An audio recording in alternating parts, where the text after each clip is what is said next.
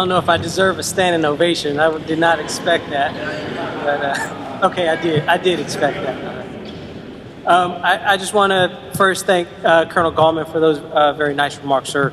And I'll get to it more in my remarks, but I think you're definitely the guy that I wanted to be here today for reasons that I'll get to in my remarks. So thank you very much. Colonel Gallman is the MA, so he works directly with the Secretary of the Navy. So that's who's at the Hill right now. So his schedule is packed to the brim, so he was able to carve out some time. So I really appreciate that, sir. That means a lot to me. Before I start, I would like to please extend a round of applause to the band.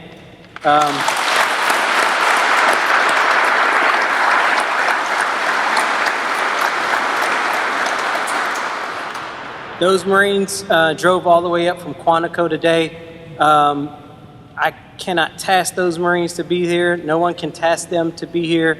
Those Marines volunteered to come all the way up here in the rain, trying to find parking to come up here just to make my ceremony come to life. So I'm very appreciative of that. Thank you so much. You didn't have to do that. So from the bottom of my heart, thank you for my last day in uniform.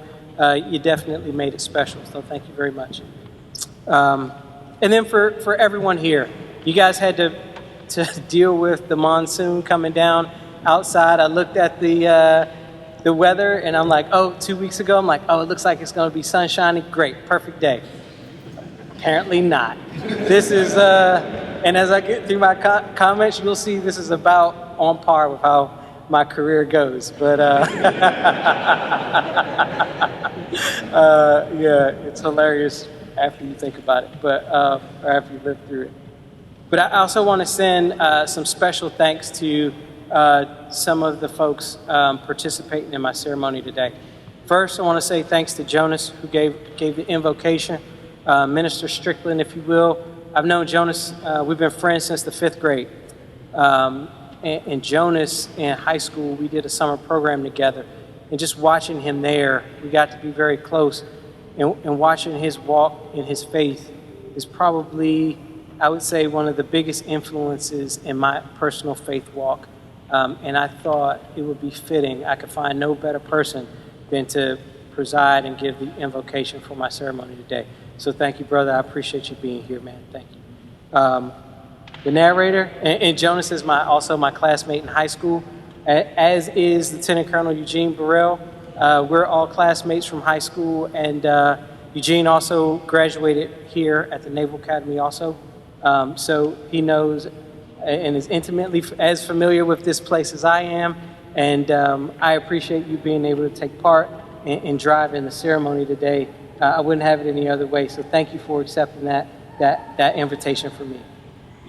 And then Commander Kerwin Miller, United States Navy, retired. Class of 76, right, sir? 75, that's right, 75. It was important that if Kerwin was available to read my retirement warrant, that he was here today. June 30th, 1995, Commander Miller issued me my first oath of office about 40 feet that way. So it was important to me to end it the way it started, with if he was available to be the one who read me out. He was the one that read me in, and that meant a lot to me. And throughout my time here, he was also on the Congresswoman's Service Academy Selection Board.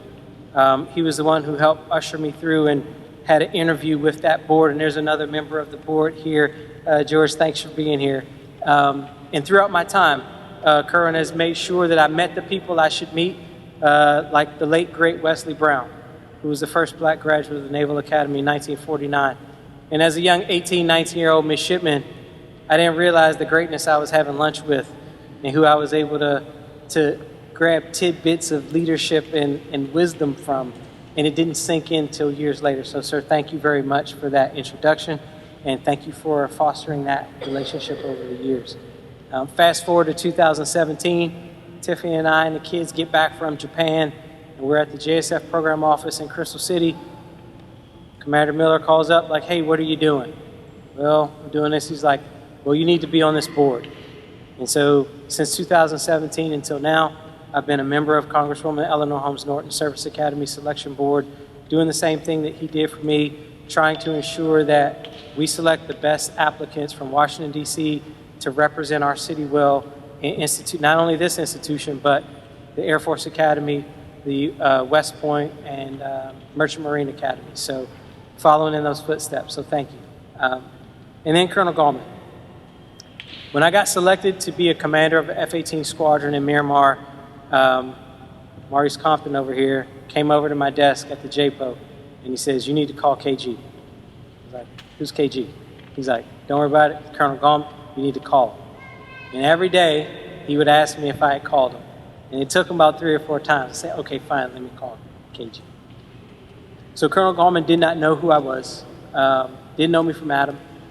And our first phone call, he stayed on the phone with me for about an hour and a half. I had about 5 pages of notes of what to do, what not to do, how to lead not only an aviation squadron, but how to lead an aviation squadron in transition, because he had done that. My squadron was going from F-18s to fly the F-35. There's a lot of uncertainty with that. People don't know what their lives are going to look like, and that requires a special set of understanding and a special set of circumstances that you have to adjust to. So he gave me the blueprint that enabled my success. There were times when I would talk to my boss at the time, the colonel, the MAD commander, who inquired how I was doing what I was doing as they took planes and qualified people away, and we were able to maintain readiness and morale. I said, "Oh, I got a great team, sir." What I didn't say was, "Well, Colonel Gallman gave me the blueprint to success. I'm just following that." I didn't tell him that. But so, sir, thank you very much. And we had subsequent phone calls that lasted almost as long. So I'm very appreciative to your role in my professional development and my performance. So, like I said, I wouldn't have anybody else doing it. You're the right guy for this, so thank you. And why are we having it here? I had a lot of questions. Hey, why don't we just do it in D.C.? Well, this is where I started, and this is where I want to finish. Memorial Hall is where the Naval Academy lists all the names of midshipmen who have lost their lives in the line of duty. And all their names are recorded in this case behind me. There's some friends I have in that case. It's some really awesome stories in that case. And I don't take it lightly that I am been blessed enough to be here with my family at the end of a 24-year career. And they deserve to be here with their families as well, but unfortunately they are not. So I wanted to recognize their sacrifice while I recognize the end of my career. And then our reception at Dahlgren Hall is where I play every home game at hockey here, and that's kind of my thing. So I wanted to get one last shot at Dahlgren. They don't have a rink there anymore. They moved the rink across the river because they wanted to be NCAA division, whatever. And I think they lost a little bit of character when they did that. But that's why we're here. But being here has caused a lot of memories and taken me down memory lane and a lot of thoughts and emotions. And there's a lot of things bubbling up right now. But I would say the strongest emotion that I'm feeling is that of thankfulness. I'm very thankful for today. I'm thankful for you being here. I'm very thankful for the opportunity to attend this illustrious institution, the opportunity to compete while I was here, the opportunity to earn my Eagle Globe and Anchor and be a Marine and earn that every day, the experiences I've had, the travel that I've been able to have with my family, the people that I've been able to meet. I don't take any of that lightly.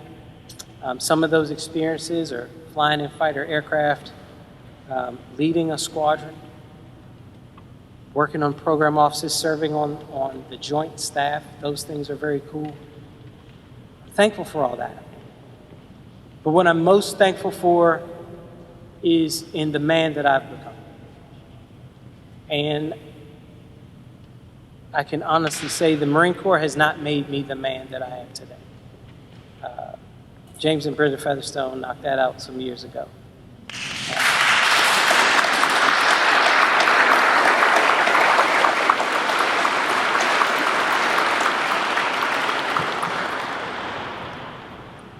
But I would say that the man that I am today is very much dependent on my faith and the strength of my faith.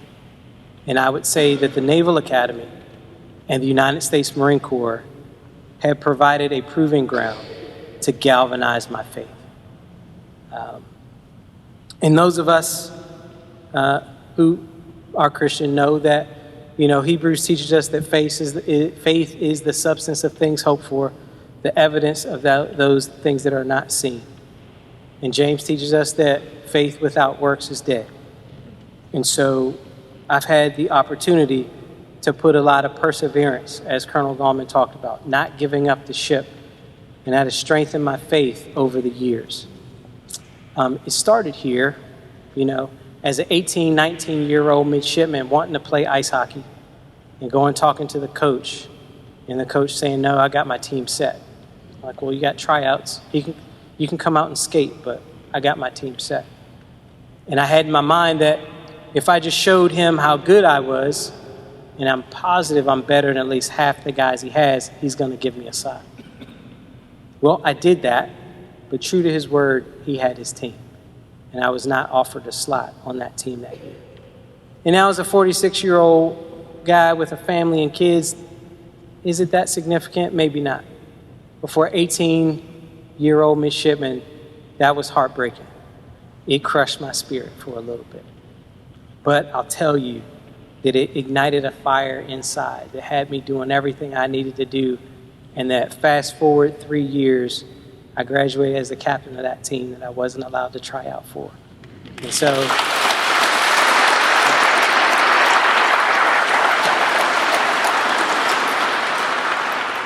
that became a little bit of a cookie in the cookie jar, if you will, for what faith can do for you when you work towards it. It was my heart's dream to fly. And I got that love from an uncle of mine who was a pilot. And from time to time, he would take me and my cousins up in a little Cessna. And I'm like, oh, this is so awesome. But there's a test you have to take to be eligible to do that. The Aviation Selection Test Battery, the ASTB. And I could not pass that test. There's a portion of that test where you get a snapshot of a landscape, and you have 5 airplanes, and you have to pick which airplane is looking at that landscape. And it's like 30 to 40 questions, and you got like 15 minutes to do all of them. And for the life of me, I needed more time. I took the ASTB 6 times, with 6 months in between each test before I got a passing score. I was a supply officer in Okinawa in a warehouse thinking, this is great Marines, but this is not what I joined the Marine Corps to do. And thankfully, I was selected to go to flight school after those years of perseverance and hard work and dedication to realize the dream that I wanted so badly. And I think I watched Top Gun every day for about 3 weeks. I'm a second lieutenant in the barracks. I got it turned up. My door is open. My friends are coming in like, dude, are you going to watch that every day? Like every day, man, I'm watching this. I am watching this movie every day. So I get to Pensacola, and I can't wait. I'm studying every weekend. I'm not going out because this is what I want to do. And I'm crushing it. I'm crushing ground school. I'm getting 100% on every test. And I'm like, this is for me. I am the man. And I get in my first flight in what we call orange and whites. And it's a picture of that in the program. That's a T-34 Mentor, Turbo Mentor. And I'm like, this is awesome. We're doing some aerobatics up there. And about 10 minutes into the flight, I get this weird feeling. And I'm like, what's going on? Then about 5 minutes later, it gets a little stronger. Oh, this doesn't feel good. And about 20 minutes later, I was actively vomiting into a puke bag. I'm like, oh, this is terrible. I feel like crap. And the instructor's like, oh, no big deal. Don't worry about that. It happens. You'll get over that in like the third flight. So 18 months later, I'm still puking in aircraft. And I'm like, this is my life's dream. What's going on? I had to push through some obstacles with that. But based on the confidence and faith I had before, I was able to continue with that. And I remember being in an F-18 in San Diego on the training squadron, still frustrated that I got to deal with this. And I remember being at church, and the minister was preaching on the fiery furnace and the 3 Hebrew men that were thrown in if they didn't renounce their faith, and how they didn't know what was going to happen to them, but they refused because they had a standard of who they were and who they were going to be. And they held their standard, and they actually went into the furnace. And the message of the minister that day was, some of you are praying for God to take your furnace away, and you're praying the wrong thing. What you need to be praying is for God to be with you in the furnace when you go, because God was with those guys in the furnace. And from that day forward, my prayers changed because I had been praying for that to go away. I'm like, hey, Lord, I know you heard me. I've been asking for this for quite some time, right? And so I would love to tell you that I stopped getting sick in airplanes. I did not. I just got a little bit more determined to run a radar with a bag of puke in my hand. And that's just kind of how things went. Another victory after kind of some perseverance and a struggle. And I was ready to spike the football.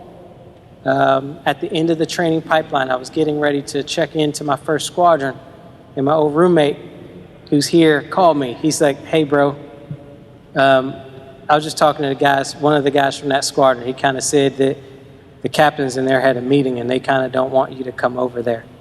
I was like, what? He's like, yeah, they heard you got a problem with air sickness, and these dudes just got back from war. They don't really want that. So now I'm like, oh my gosh, what am I gonna do? I called my other roommate, who's a basketball guy here. He's not here today. We say, Ralph, don't worry about that, man. He's like, you think every sports team wants the draft pick that they get? They don't. He's like, just go and ball out and let them know they need you. It's like, gotcha. That's what I'm gonna do. And so that's what I did. I went in and everyone was nice to me. No one treated me poorly or anything like that. I went in and I proved that I belong there. And God has been blessing me my entire life. Fast forward 15 years, and I was selected to be the commander of that squadron. And so that's how things work out for me. And I can't be more proud of that. And so my faith has been instrumental in my walk. And it's not just me. And Colonel Gallman talked about worry. It's not just me, and I have some friends from squadrons, and what I'm about to talk about hits all of us pretty home. And when we were in Japan, a good friend of ours lost his life in an airplane crash, in a training mission. And so every flight after that, when I would go to work, Tiffany would ask, well, who are you flying with today? And if I said Moto or somebody like that, she's like, okay, cool. And if it was a new guy, a young guy whose name she didn't know, she's like, can he fly? Is he good? Now I'm thinking the whole time, like, oh my God, is he good to go, or are we gonna have problems today? But so the families do have a lot of things that they have to trust in for things that they can't see, that they can't physically affect, and it's a lot for the spouses to watch us walk out the door with our flight suits on, not knowing if we're going to walk back home that day. So for that, I understand what I put you guys through. I thank you for dealing with that and being patient with me for that. It's not an easy task, but our faith has kind of kept us on this journey. And in addition to that thankfulness, I'm hopeful and very excited for the next step in this journey. I don't know where it's going to go, and I'm not as concerned with what eventually my career will be. I know that I'll continue to walk by faith, I know that I will continue to set an example, hopefully for my family, hopefully for my local community, for what right looks like and how we treat other human beings with dignity and respect, and that we hold on to ideals and not things, that we provide value and we give more than we take, and that we can focus on helping others, giving people a hand up. As my old hockey coach who's here today, he always says, give a hand up, not a handout. Be impactful and beneficial that way. All the things that I've accomplished, the awards, the accolades, the promotions, the selections for special assignments, couldn't be possible without my family. That's the driving force behind everything that we do. And family isn't just blood. You know, there are folks here who are my extended family. There are folks from San Diego that have opened their homes for me when I was away from my family, who treated me like family. I got my high school coach here who's been like family for me since I was about 13 years old. I got teachers here and former colleagues that have been mentors and advisors, and, you know, have not just said, hey, call me if you need help, but have plugged in and helped me get where I need to be or where I am today. I'm very thankful for all of you for that. I couldn't be here without that. But I will say that I will have to acknowledge and take pride in acknowledging my immediate family for my success. My mom's here today. My mom has been a constant support from my earliest days. I remember when I was younger, I told my mom I wanted to be a trash man. Because, I mean, the trash truck makes a lot of noise. It does some cool stuff. If you're a little dude, you want to be a trash man. I mean, who doesn't? My mom didn't tell me, hey, no, you can't be a trash man. She used to wake me up early, go to the backyard, and let me watch the trash get picked up and put in the truck. And as I got older, I realized that Mom was going to support me in whatever I wanted to do, and that she loved me, and it wasn't that I had to be a particular thing for my mom to love me. And truth be told, my mom didn't want me to join the Marine Corps or go in the military, which I understand mothers not wanting their children to do that. So I'm thankful for that, Mom. And, you know, everyone sees my mom now, and they're like, oh, Ralph, your mom's so sweet and kind and loving. And I'm like, yeah, now, yeah. Look, when I was in plea boxing, they were like, hey, Ralph, did you box before? I'm like, not really, but...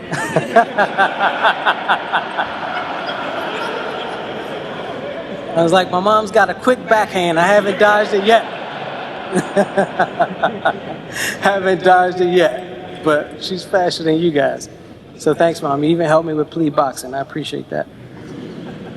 My siblings are here. My oldest brother, he's always been the one that has pushed me to take the harder of two choices. He's been the one that encouraged me to challenge myself.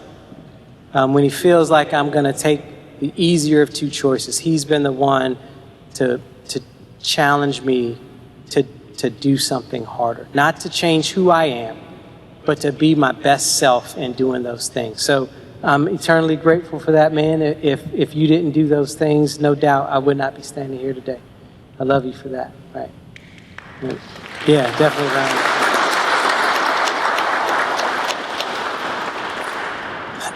And with that, you know, my older sister is here, and she's been my biggest cheerleader. And you need that when you have your brother forcing you to play in traffic. So, I mean, if I told my sister I was thinking about swimming across the Atlantic Ocean, she would think, oh, yeah, I think you can do it. Just take enough Gatorade, you know, or something. All right. But we need that type of encouragement from time to time, you know. Command Master Chief, my nephew just retired last year. as a command master chief in the Navy. And we're both public school kids, inner city DC, not really on the career arc from where we come from. And kind of, I followed your career, and I wanted to always match what you were doing. You never said anything to that, like a younger brother to me. And I've always looked up to you for the father you are, and I've tried to model the things that you do, quiet as it's kept. So I want to thank you for being who you are, man. Successful business owner now. I think you're taking time away from running that to be here with me today. I appreciate that. But, I've always tried to make you proud and set a standard that we both could be proud of. So thank you. And on my wife's side of the family, I got my mother-in-law and my grandmother-in-law who've been praying for me, and they've been flying around the world, supporting us and everything. If we needed folks to come out to watch the kids while we were doing things, they would be sure to be there. We just throw the bat symbol in the air. They live about 3 minutes away, as my mom does too. We just light the bat symbol, and they'll show up at the drop of a dime to help encourage and strengthen our family unit and reinforce the values that we try to instill in our young ones, right? So thank you very much. I really appreciate your role in my life, in our lives. And then for the kids, so our oldest, Leah, will be graduating Spelman College next month. So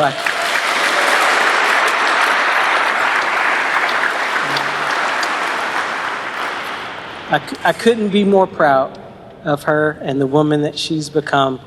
I can't wait to see what she'll turn out to do eventually and how she'll continue to grow and make the world a better place.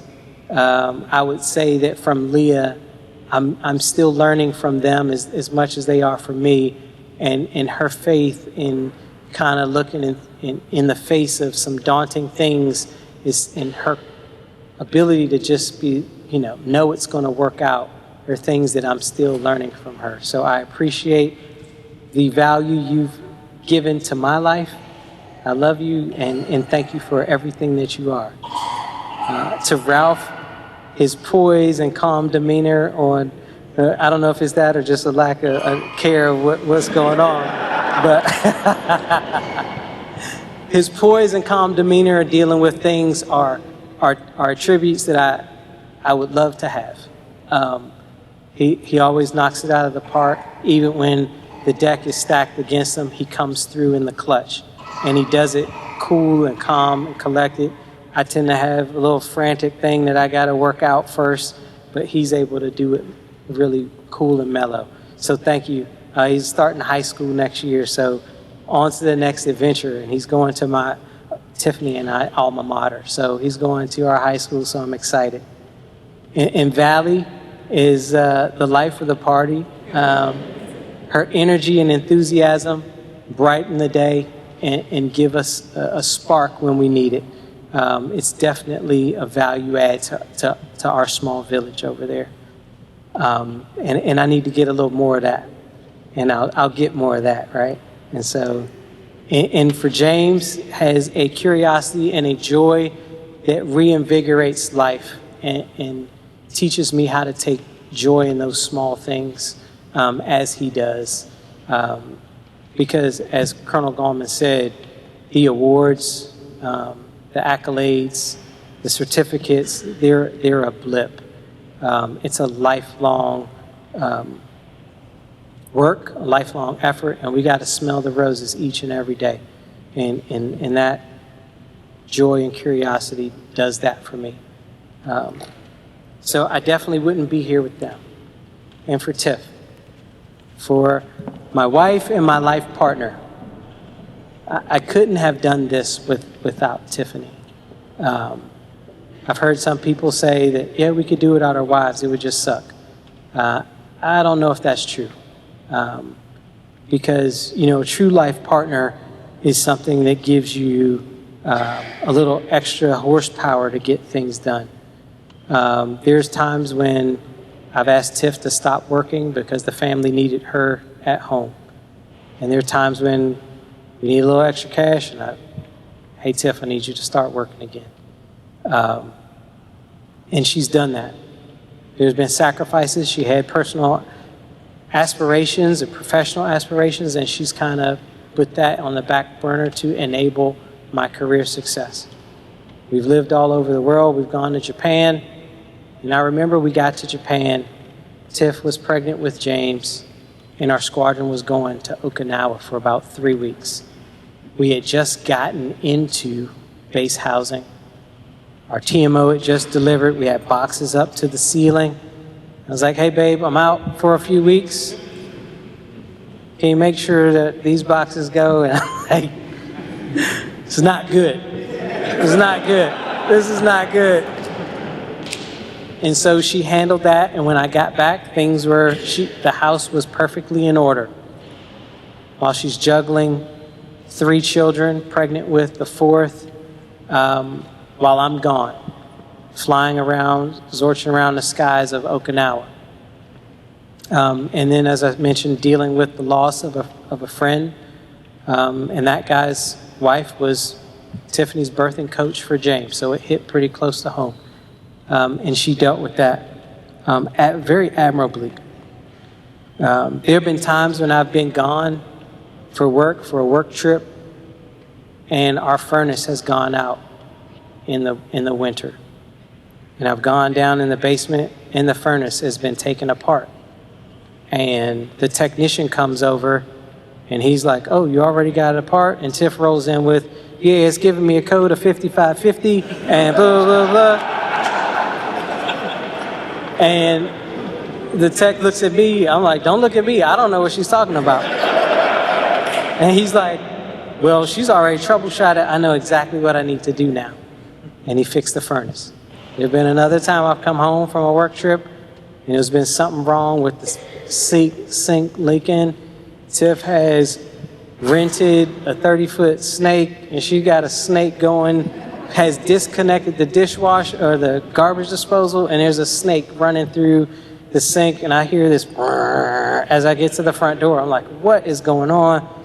I'm like, babe, what are you doing? She's like, well, you were gone. I had to get this done, and so now our sink works. And so from being able to go from that to being absolutely beautiful at the Marine Corps birthday balls and every day is a tall order that not many people can do. I lucked out in finding someone that can add value everywhere we've been, make sure the children are where they need to be for their educational, spiritual, and emotional health and development. So I couldn't have asked for a better life partner to do this with me. So I'm extremely grateful, and my gratitude bubbles over when I think back to all the things you've had to sacrifice personally to get us there. And it hasn't stopped there. I mean, there are certain things we do that you need someone there that knows you. I remember when I was selected to be the executive officer of the squadron in Japan. And I used to have this phrase that I used to say, and the guys around know, and I won't say it here, but she was like, you know you can't say that anymore. And I was like, you think it's not that? She's like, you can't say that. Someone will say something and you'll get removed. You cannot say that. And so it would slip out, and she would give me this look. And I'm like, you're right. All right, cool. Oh, you're right. And it's been events I've given speeches to or speeches at, and I've run my remarks by. She's like, don't say that. You're going to offend people if you say that. And so for her to be able to switch gears and help me in every facet of the things that I've done is very unique. And I couldn't do that all by myself. So thank you very much for that. I love you, and we'll continue to see you.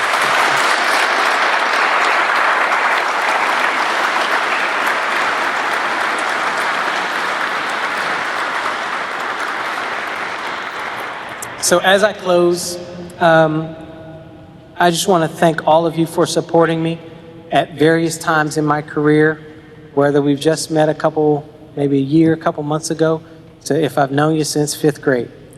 Thank you for all coming here, dealing with the elements to be here. It's uncomfortable out there, but just another hurdle for us to go through and something else to persevere. I've gotten here today because of my faith, the strengthening of my faith, and the support of my family. And some of you are my family. All of you are my family, my village. And having the courage, I think, to do the harder of two choices, to take the road less traveled. So I'll leave you with some words that resonate with me when I think about it. And it's just the last stanza of a poem I love.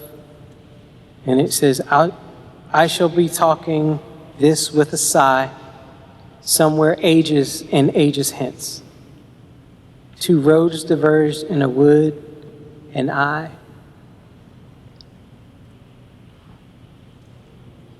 took the one less traveled by, and that has made all the difference. Thank you.